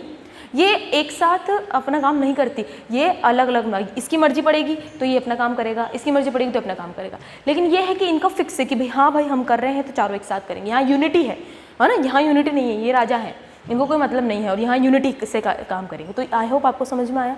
तो याद रखना एनसीईआरटी में लिख रखा है कि ये चारों ऑर्गेनेली मिलके आपकी क्या बनाती है। अब अगर सुनो, अगर आपसे पूछे कि एंडो मेम्ब्रेन सिस्टम कौन कौन सी होती है, तब आप इन चारों का नाम उल्टे से दे दो, कोई दिक्कत नहीं। लेकिन अगर आपसे सीक्वेंस पूछ लिया जाए, बच्चा यही मैं आपको बताऊंगी। तो अब मैं अभी पढ़ाऊंगी, मैं आपको ER वाला टॉपिक पढ़ाऊंगी, ठीक है। तो मैं आपको सीक्वेंस बताऊंगी कि पहले ER आएगा, ER से वेसिकल बनेगा, वेसिकल फिर गोल्जिका पे डिपेंडेंट होगा, और गोल्जिका से फिर लाइसोसोम बनेगा। तो ये सीक्वेंस आपको ध्यान रखना है, और ये पूछा जाता है सीक्वेंस, एंडो मेम्ब्रेन सिस्टम का सीक्वेंस पूछा जाता है। अगर नॉर्मली पूछे तब तो तुम चारों कोई सा भी बता देना, लेकिन सीक्वेंस पूछे तो आपको ये वाली बात ध्यान रखनी है। ये बहुत इंपॉर्टेंट टॉपिक है, ध्यान रखना इस बात को। बच्चे ध्यान नहीं देते हैं, यहाँ से क्वेश्चन बनते हैं, ठीक है। चलिए और इसके बारे में डिस्कस करेंगे, क्योंकि अपन को अब यही पढ़ने हैं। मेन अपन यहीं से स्टार्ट करेंगे, ये वाले सबसे एंड में पढ़ेंगे क्योंकि बहुत लेंदी टॉपिक है। तो पहले इजी वाले पढ़ेंगे, है ना, देन ये वाले सबसे एंड में वाले पढ़ेंगे। तो आज अपन सिंगल मेम्ब्रेन बाउंड ऑर्गेनेली से स्टार्ट करेंगे, ठीक है। अच्छा, इसके साथ साथ हाँ, अब और बाकी कौन कौन सी जो एंडोमेम्ब्रेन सिस्टम नहीं बनाती, तो भाई ध्यान रख लेना, माइटोकॉन्ड्रिया आपकी बुक में लिख रखा है ना, माइटोकॉन्ड्रिया हो गया, वैक्यूल हो गया, प्लास्टिड हो गया, पेरोक्सोम, स्फेरोसोम, ये आपकी एंडोमेम्ब्रेन सिस्टम नहीं बनाती, बुक में लिख रखा है। तो अब इसको मैं लिखूंगी नहीं, बट मैंने आपको बता दिया, ठीक है। और ऑब्वियसली बात है, समझ जाओ ना कि इन चारों के अलावा बाकी सारे एंडोमेम्ब्रेन सिस्टम नहीं बनाती है, बस सीधी सिंपल बात खत्म करो, ठीक है। चलो, तो ये अपना हो गया एंडो मेम्ब्रेन सिस्टम। तो एंडो मेम्ब्रेन सिस्टम क्या होता है ये मैंने अच्छे समझाया।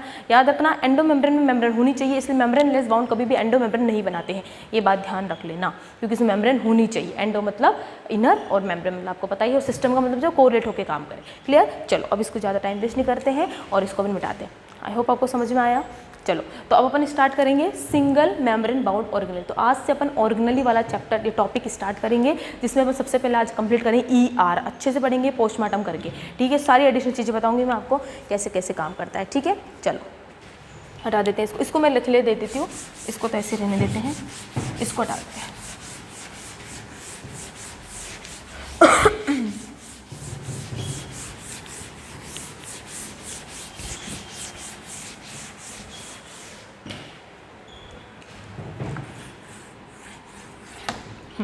तो सबसे पहले ऑर्गेनली एंडोमेम्ब्रेन सिस्टम की सबसे पहले काम करते हैं, एंडोमेम्ब्रेन सिस्टम ही पढ़ लेते हैं, ठीक है। तो मैं यहाँ पे लिख देती हूँ सिंगल मेम्ब्रेन बाउंड ऑर्गेनली। तो सबसे पहले अपन पढ़ेंगे सिंगल, क्योंकि वैसे देखो एनसीटी के हिसाब से चल लेते हैं, और वो जो मेम्ब्रेन लेस है वो सबसे एंड में पढ़ेंगे, वो थोड़ा लेंथी है टॉपिक इसलिए। तो पहले जो छोटे छोटे हैं उसको कंप्लीट कर लेते हैं। तो सिंगल मेम्ब्रेन सबसे पहले अपन पढ़ेंगे ईआर। ईफ मैं एक बार नाम लिख देती हूँ, बार बार आप देख लेना। एंडोप्लाज्मिक रेटिकुलम, एंडोप्लाज्मिक रेटिकुलम, ठीक है। चलो तो अभी स्टार्ट करते। अभी क्या होती है बच्चा, देखो ये अपने पास है यूकैरियोटिक सेल, ठीक है, और ये है अपने पास न्यूक्लियस, ठीक है, ये है अपने पास न्यूक्लियस, ठीक है। न्यूक्लियस ऐसे होता है, पिट्स होते हैं, छोटे छोटे पोर्स होते हैं, खैर अपन बाद में डिस्कस करेंगे, है ना। यहीं से ओरिजिनेट होता है कुछ ऐसा स्ट्रक्चर,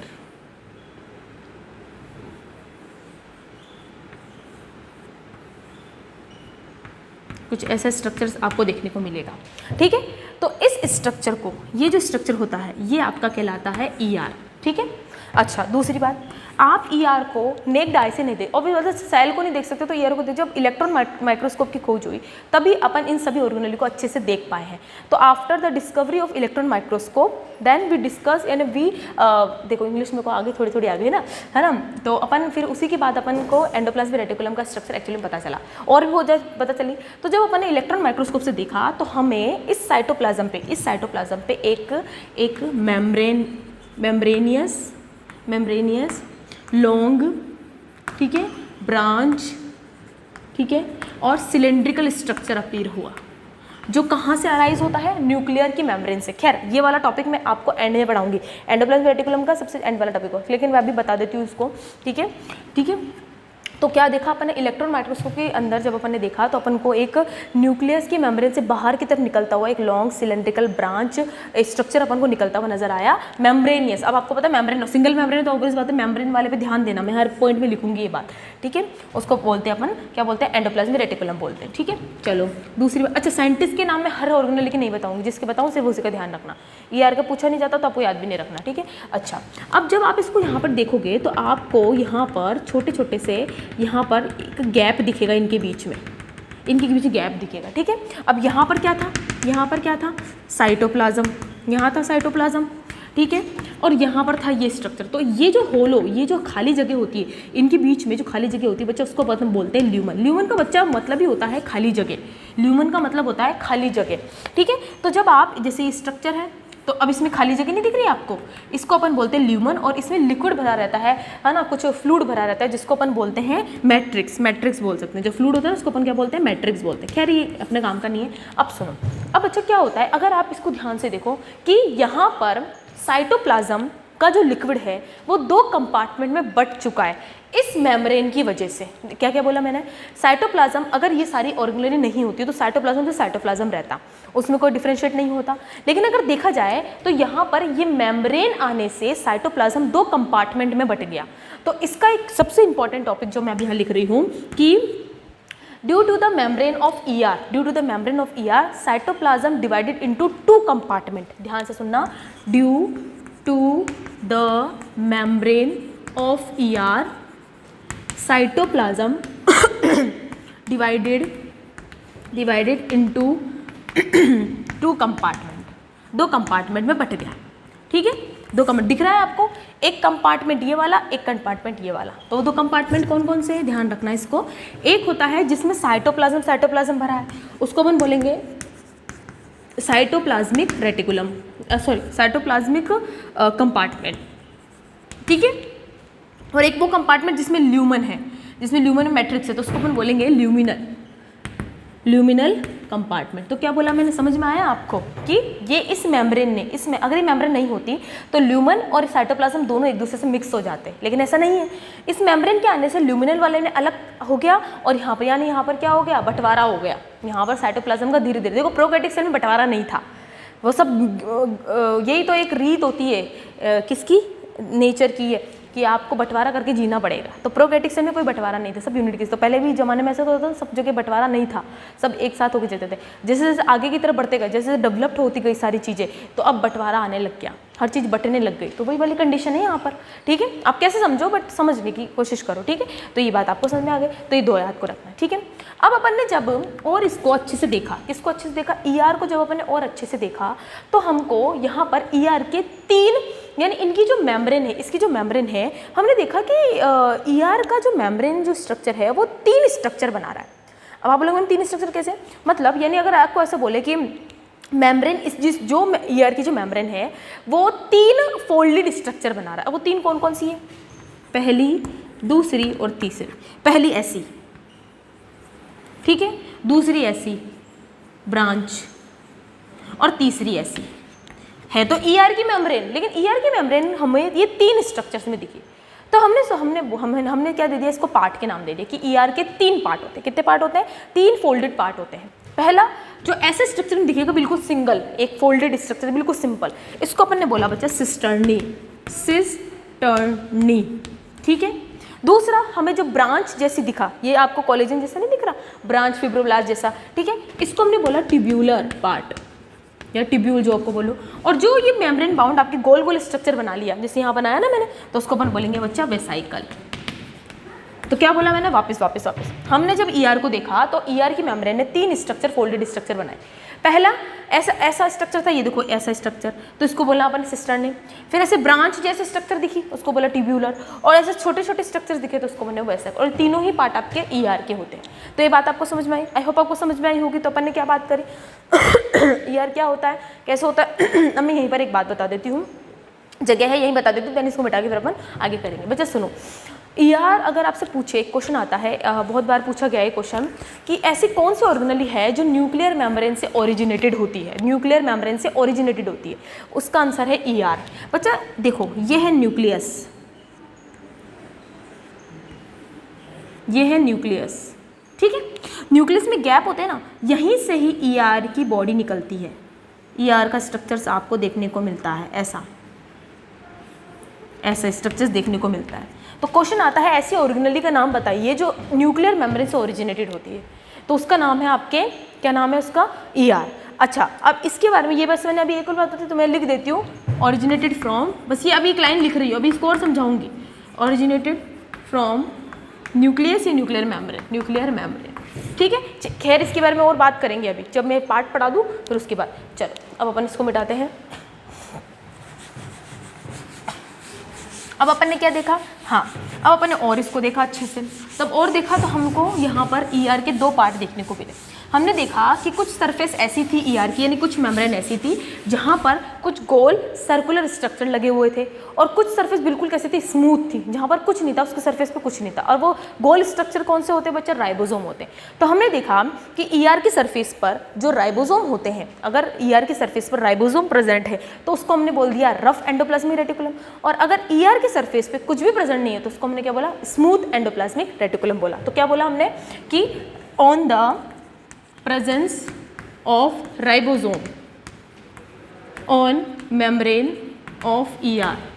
तो हमने 2 तरीके की देखा है ना, एक तो था आपके RER, R फॉर रफ, ठीक है, और दूसरा कौन सा था, SER, S फॉर, बच्चा याद रखना, S फॉर यहाँ पर स्मूथ है, एक और ऐसा आएगा सार्कोप्लाज्मिक, वो अलग है, तो कंफ्यूज मत रखना। तो RER पर प्रेजेंट होते हैं व्हाट, राइबोसोम, ये बात आपको पता है ना। अच्छा, और इसमें एब्सेंट होते हैं राइबोसोम, ठीक है, ये बात आपको ध्यान रखनी है। ये तो पता चल गया होगा। अरे भाई किसी की स्किन पर या सरफेस पर अगर छोटे छोटे ग्रेन्यूल्स प्रेजेंट होंगे तो अब आप उसको छूओगे तो रफी दिखेंगे ना, और अगर कुछ भी प्रेजेंट नहीं है, वो बिल्कुल स्मूथ है, तो फिर वो इसको ऐसे बोले, बात वही है, ठीक है। अब काम की बात ये नहीं, काम की बात अब क्या है वो सुनो। मैंने अभी बोला कि ER जो होता है वो 3 membrane structure, 3 membrane bound structure होती है, सिस्टर्नी, ट्यूब्यूलर और वेसाइकल।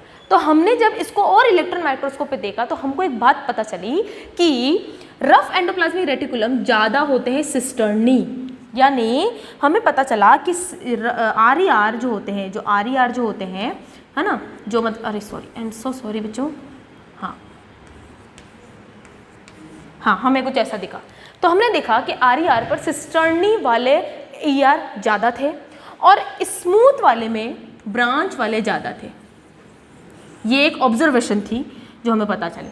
इससे क्या पता चला, ये है काम की बात कि RER पर जो होते हैं मोर सिस्टर्नी होते हैं, ठीक है, और लेस ट्यूब्यूल्स होते हैं, ठीक है। और इसमें क्या होता है, उल्टा कर दो, मोर ट्यूब्यूल होते हैं, ठीक है, और लेस सिस्टर्नी होते हैं।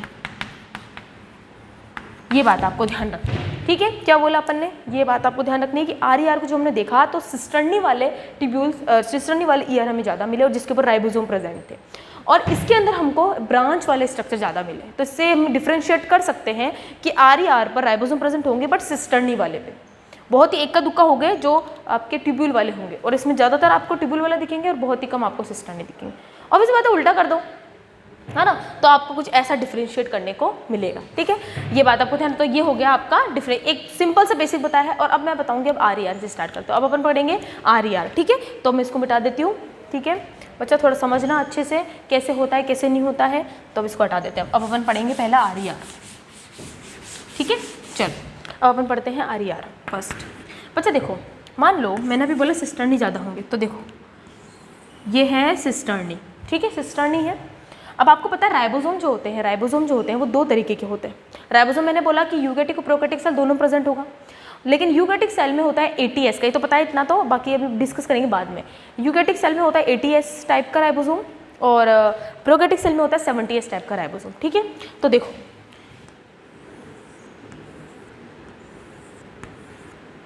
अगर इस डायग्राम से देखकर आपको एक बात पता चल रही हो तो बहुत बढ़िया होगी, खैर मैं अभी बताऊंगी। तो अब बताओ मुझे, अपन बात कौन से सेल की कर रहे हैं, यूकैरियोटिक सेल की, तो राइबोसोम कौन सा होगा, ATS वाला। ये क्या है राइबोसोम, राइबोसोम है। और यूकैरियोटिक सेल में है तो कौन सा होगा, ATS वाला। ATS वाला, अगर आपको ध्यान हो कि राइबोसोम यूकैरियोटिक और प्रोकैरियोटिक में कोई फर्क नहीं पड़ता, उसकी दो सब यूनिट होती है। एक तो ऊपर वाली जो भी हो, एक होती है स्मॉल सब यूनिट, ये है स्मॉल सब यूनिट, और ये है लार्ज सब यूनिट, है या नहीं है। अब आपको इतना तो पता है ना, भले यूकैरियोटिक और प्रोकैरियोटिक दोनों के अंदर ही दो सब यूनिट से मिलकर बनती है राइबोसोम, भले यूकैरियोटिक और प्रोकैरियोटिक, बस फर्क बस इतना है कि वहाँ का नंबर 70S और यहाँ का 80S है यूकैरियोटिक का। तो जो स्मॉल सब यूनिट होती है वो तो बनी होती है 40S की, यूकैरियोटिक की बात कर रही हूँ मैं, और जो लार्ज वाली सब यूनिट होती है वो बनी होती है अपने 60S की। अब आप बोलोगे मैम आप ये क्यों पढ़ा रहे हो, अरे देखो ध्यान से, अगर आपको यहाँ पर अगर एक चीज़ पता चल रही हो तो ER की मेम्ब्रेन पर राइबोसोम प्रेजेंट है, तो अपन ने बोला RER था, मैम अच्छी बात है, ठीक है। लेकिन ER की यहाँ पर अगर ध्यान दो तो बच्चा राइबोसोम की कौन सी सब यूनिट ER की मेम्ब्रेन से अटैच्ड है, तो ध्यान दो ना, लार्ज वाली। ये क्वेश्चन आता है कि लार्ज सब यूनिट राइबोसोम की ER की मेम्ब्रेन से अटैच्ड होती है, यही तो पूछा जाता है क्वेश्चन में, है ना। तो ये आपको ध्यान रखना है। यानी अगर मैं इसको बोलने के लिए तो बोल सकती हूँ कि 60S वाली सब यूनिट जुड़ी रहती है किसके साथ, मेम्ब्रेन के साथ। मेरा कहने का मतलब ऐसा बोल लो, बात एक ही है। लार्ज है, यूकैरियोटिक सेल है तो 60S हो, ठीक है। अच्छा अब आप बोलो, किसी को समझ में नहीं आता कि मैम ये 60-40 तो 100 हुआ, 80 कैसे हुआ। बच्चा 80 अभी कैसे आया, 20 कहाँ गया, वो सब मैं आपको राइबोसोम में समझाऊंगी, ठीक है। अब अपना टॉपिक नहीं है इसलिए तो ज़्यादा दिमाग में लगाना, ठीक है। मैं आप सब समझाऊँ, क्लियर करूँगी कि बहुत से बच्चों को कंफ्यूजन रहता है, लेकिन सारी बातें क्लियर करेंगे अपन इसमें। खैर चलो, तो ये बात आपको आगे समझ में, बढ़िया मैम बढ़िया। अब इसका काम, अच्छा अब अगर आपको ध्यान हो, ये राइबोसोम है, होता है राइबोसोम, ठीक है मैम होता है। एक और बना लेते हैं सहूलियत के लिए, एक और बना लेते हैं, चलो एक और बना लेते हैं, हाँ अच्छा लग रहा है ना, ठीक है। अब आपको ध्यान हो तो दोनों सब यूनिट के बीच में यहाँ पर एक स्ट्रक्चर आके जुड़ती है, और आई थिंक इसका नाम होता है mRNA। इतना तो पता होगा, इतना तो आता होगा आप सभी को, है ना, क्योंकि राइबोसोम का काम क्या होता है, प्रोटीन का सिंथेसिस करना। तो अब यहाँ पर mRNA की चेन ऐसे जुड़ जाएगी इनके साथ। ये क्या है, mRNA जुड़ गई mRNA। अब mRNA का क्या, कोडिंग एनकोडिंग करना और फिर ना किसी भी तरह प्रोटीन का सिंथेसिस करना। अब देखो कैसे होगा, ध्यान से सुनना अब कैसे होगा, ठीक है। अब ये mRNA क्या करेगा, ये प्रोटीन, ये mRNA है, ये है प्रोटीन, ये प्रोटीन की चेन है। तो प्रोटीन को चेन को क्या मैं पॉलीपेप्टाइड चेन बोल सकती हूँ, हाँ मैम बिल्कुल बोल सकते हैं अपन। क्या मैं इसको पॉलीपेप्टाइड चेन बोल सकते हैं, बिल्कुल बोल सकते हैं। बात एक ही है बच्चा, प्रोटीन भी बोल सकते, कोई दिक्कत नहीं है, बट बुक में लिख रखा है पॉलीपेप्टाइड, तो पॉलीपेप्टाइड ले लो, कोई दिक्कत नहीं। अब वो यहाँ से कहाँ एंटर कर जाएगा, यहाँ से कहाँ एंटर करेगा, आपके यहाँ। तो ये देखो, ये है आपके पॉलीपेप्टाइड चेन, तो वो कहाँ आ गया, आपके ER के अंदर आ गया। तो देखो करा, इसने सिंथेसिस में मदद करवाया। अब क्या होगा, ये जो होगा, ये जो ER है, अभी देख रहे हो ये बिल्कुल अकेला है बेचारा। अब ये ईआर, अब आप बोलोगे मैम ईआर ने तो कुछ करा ही नहीं, बेचारा ईआर ने तो कुछ करा ही नहीं, कर तो सारा काम राइबोसोम रहा। अरे करेगा, देखो देखो अब क्या होगा कि ये जो होगा ये ईआर होगा, ईआर क्या करेगा, इसको क्या करेगा, फोल्ड कर देगा इन सभी को, है ना, ये देखो इन सभी को फोल्ड कर देगा। ये देखो फोल्ड करा इसने, किसने, ईआर ने क्या करा, इस लॉन्ग पॉलीपेप्टाइड चेन को फोल्ड कर दिया और इसके चारों तरफ एक मेम्ब्रेन बना दी और इस स्ट्रक्चर को अपन बोलेंगे वेसाइकल। क्या बोलेंगे अपन इसको, वेसाइकल।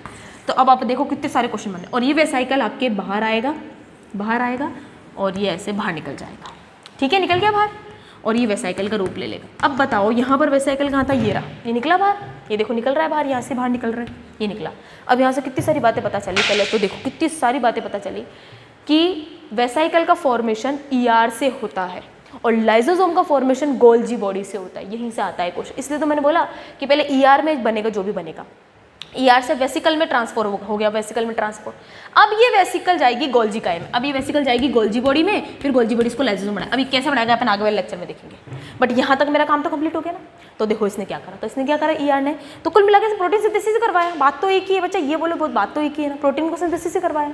तो वो किसने करवाया, आरईआर। तो आरईआर का फंक्शन क्या हुआ, प्रोटीन का सिंथेसिस करना, क्योंकि उसके ऊपर राइबोसोम है, तो राइबोसोम को प्रोटीन फैक्टर कहते हैं, तो ऑब्वियसली बात तो एक ही है।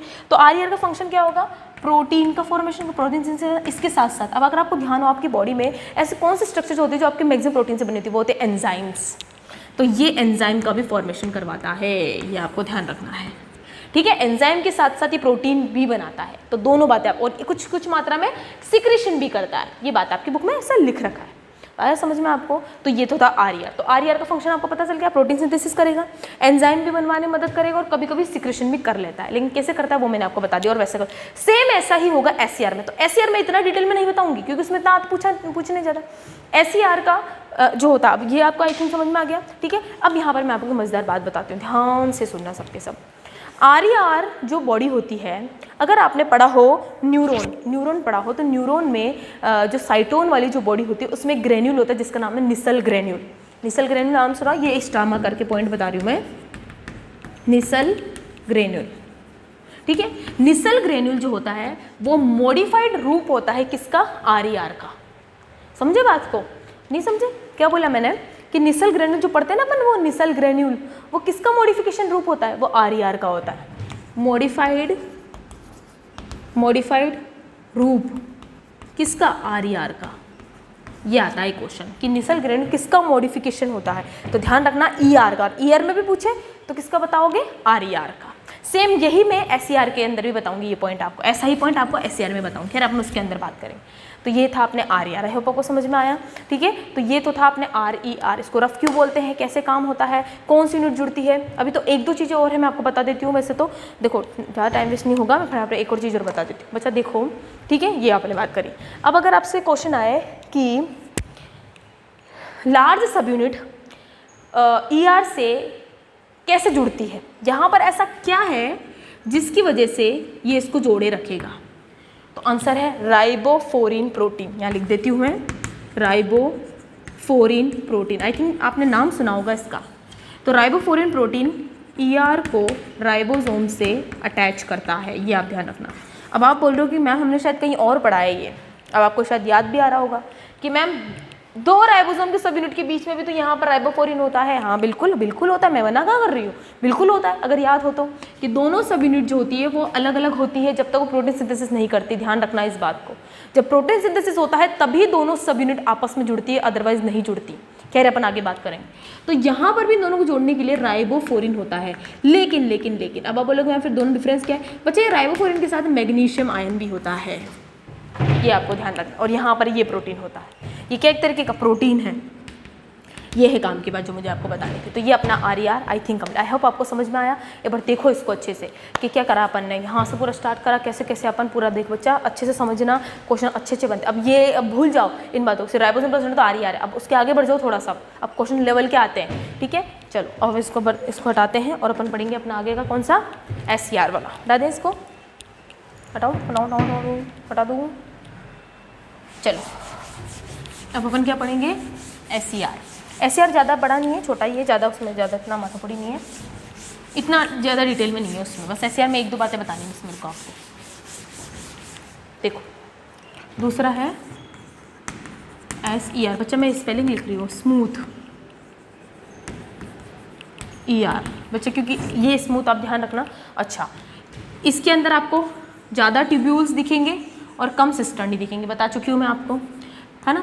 अब आप बोलेंगे मैम यहाँ तो ऐसा कुछ है ही नहीं, तो क्या होगा यहाँ पर? तो बच्चा आप टेंशन मत लो, यहाँ पर भी कुछ ना कुछ तो फॉर्मेशन होगा ही होगा। यहाँ पर क्या प्रेजेंट होता है? एंजाइम्स प्रेजेंट होते हैं, कुछ प्रेजेंट होता है। तो ये SER जो होता है वो लिपिड फॉर्मेशन करता है, लिपिड बनाता है। अगर ये लिपिड बनाएगा तो ये आगे जाके हॉर्मोन्स का निर्माण भी कर सकता है। तो क्वेश्चन आता है कि हार्मोन का प्रोडक्शन या हार्मोन का सिंथेसिस कौन सी ER करती है? यानी रखना SER। अब आप बोलोगे हम कैसे, बुक में लिख रखा है। और वो कौन से हार्मोन होते हैं? स्टीरॉयड हार्मोन, क्योंकि स्टीरॉयड हार्मोन आपके लिपिड्स के बने होते हैं, अगर ध्यान हो तो। स्टीरॉयड हार्मोन आपके होते हैं सेक्सुअल हार्मोन, प्रोजेस्टेरोन, टेस्टोस्टेरोन, है ना, और एंड्रोजन, है ना, ईस्ट्रोजन, ये सारे स्टीरॉयड्स हार्मोन होते हैं। खैर अपन आगे बात करेंगे। तो इनका फॉर्मेशन कौन करता है? तो अगर आपको स्टीरॉयड हार्मोन बोले तब भी है, ये हार्मोन बोले तब भी है, तो बात करना ध्यान रखना, ही क्वेश्चन आता है, ठीक है। तो ये बात आपको ध्यान रखनी है कि ये लिपिड का फॉर्मेशन करती है, उसके साथ साथ ये हार्मोन का भी सिक्रेशन करने में मदद करती है, ठीक है।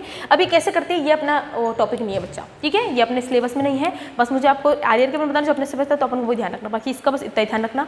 और हाँ, अब इसका मैं आपको बता देती हूँ मॉडिफिकेशन, ये कहाँ पाया जाता है। अगर आपको ध्यान हो मसल्स के फाइबर में, मसल्स में आपके पाया जाता है सार्कोप्लाज्मिक रेटिकुलम पाया जाता है, जो क्या करता है? कैल्शियम को स्टोर करता है।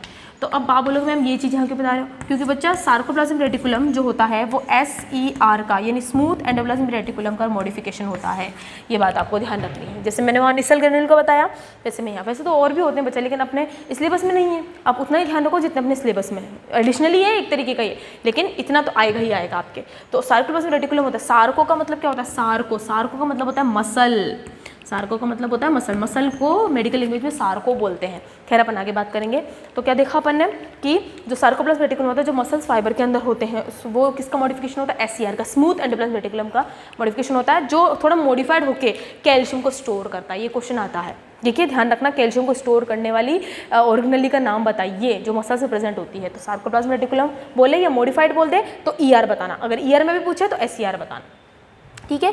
तो ये अपना ER वाला टॉपिक कंप्लीट हो गया। तो आई होप आपको समझ में आया। अब मैं आपको एक चीज़ मैंने बोला था ना, आपको एंड में बताऊंगी। हाँ, तो मैंने आपको एक बात बोली थी कि क्या बोला था मैंने आपको कि ER का फॉर्मेशन जो होता है वो न्यूक्लियर मेम्ब्रेन से ओरिजिनेटेड होता है। ध्यान से सुनो, जैसे ये न्यूक्लियस था,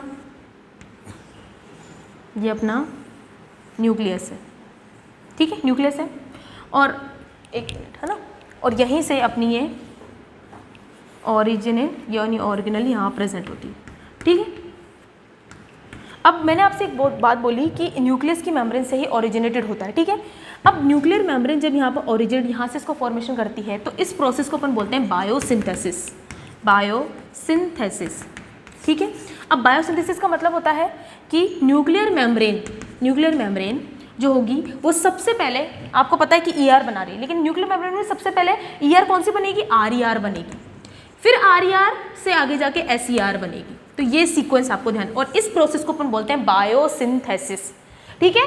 तो अभी अपन ने एक बात क्या पढ़ी कि न्यूक्लियर मेम्ब्रेन से ओरिजिनेटेड होता है एंडोप्लाज्मिक रेटिकुलम, ये अपन को अच्छे से पता है। लेकिन मैं आपको ये बोल रही हूँ कि एंडोप्लाज्मिक रेटिकुलम में सबसे पहले न्यूक्लियर मेम्ब्रेन RER बनाएगी, और RER के बाद आपके एंड में जाके SER बनेगा। तो इस जो प्रोसेस होती है इसको बोलते हैं बायोसिंथेसिस। ये आपके शायद बुक में भी दे रखा है, तो आप इसको एक बार पढ़ लेना, ठीक है।